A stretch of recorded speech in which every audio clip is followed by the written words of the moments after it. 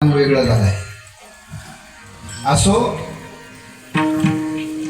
खरे परमार्थ करणारे साधक देवावर कुठल्याही प्रकारचं भार घालीत नसतात.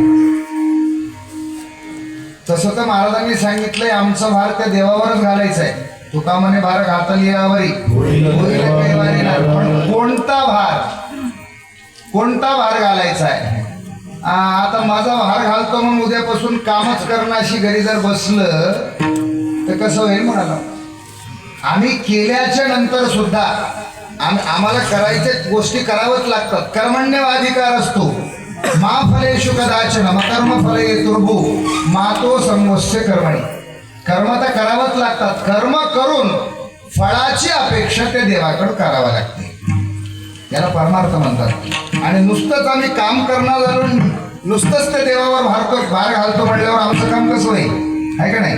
आणि म्हणून महाराज म्हणतात की देवा मला दुसरं काही सुद्धा नका, फक्त तुमची चरणसेवा. आणि त्या चरणसेवेमध्ये मला सर्वच काय प्राप्त होते. तुम्ही त्या चरणसेवेच्या पुढे मला 4 मुक्त्या जरी देतो म्हणत असाल आणि रिद्धी सिद्धी जरी मला देतो म्हणत असाल तर 4 मुक्त्या सुद्धा तुमच्या चरण सेवेच्या